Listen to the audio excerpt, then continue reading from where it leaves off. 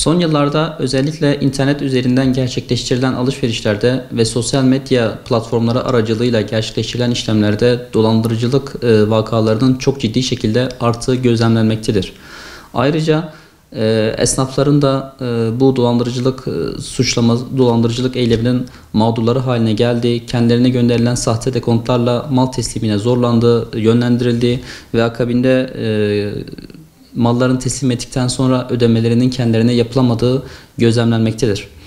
Bu tür eylemler artık bireysel birer olay olma halinden çıkıp sistematik bir şekilde yapılan dolandırıcılık faaliyetlerini maalesef oluşturmaktadır. Hukuken bu tür fiiller Türk Ceza Kanunu'nun 157. ve 158.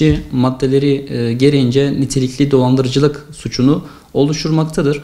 Yine aynı şekilde internet üzerinden ve sosyal medya platformları aracılığıyla yapılan alışverişlerde söz konusu dolandırıcılık faaliyetleri 158. maddenin 1F bendi gereğince dolandırıcılık suçunun nitelikli halini oluşturmaktadır. Bu da bizim klasik bildiğimiz dolandırıcılık suçunun daha ağır cezayı gerektiren ve ağır ceza mahkemesinde yapılmasına sebebiyet veren bir suçu oluşturur. Bu suçun cezası kanunlarda 3 yıldan 10 yıla kadar hapis ve ayrıca 5.000 güne kadar adli para cezasıdır.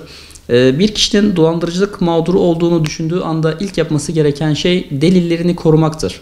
Yani dolandırıcılık suçunun mağduru olduğunu düşündüğü anda elinde yazışma yaptığı kişilerle ilgili yazışmalar, ürünün ekran görüntüleri, para gönderdiği hesabın IBAN bilgileri, dekontlar vesaire bunların hepsini muhafaza altına alıp en yakın Cumhuriyet Başsavcılığında müracaat savcılıklarına başvurarak şikayetini dile getirmelidir.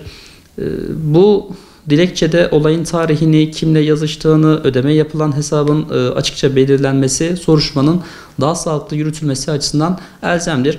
Savcılık soruşturması sonucunda fail tespit edilirse ceza yargılamasına başlanır, iddianame düzenlenir ve ceza yargılaması yapılır. Fakat vatandaşlarımızın sadece bununla sınırlı kalmayarak hukuk davası açarak söz konusu zararlarını tazmin etme yoluna da gidebilirler. Çünkü Türk Borçlar Kanunu 49. maddesi gereğince söz konusu eylem aynı zamanda bir haksız fiildir. Ve bu haksız fiilden kaynaklı olarak uğranılan maddi zararın ve varsa manevi zararın da tazmini mümkündür. Maalesef vatandaşlarımız bu tür olayları çoğu zaman benim başıma gelmez düşüncesiyle küçümsüyor ya da utandığı için şikayetçi olma yoluna gitmiyor.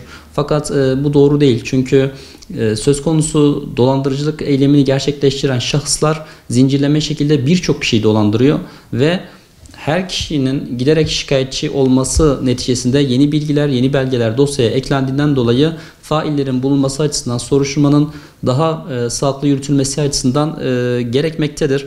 Dolayısıyla sessiz kalmak dolandırıcılarının elini güçlendiriyor.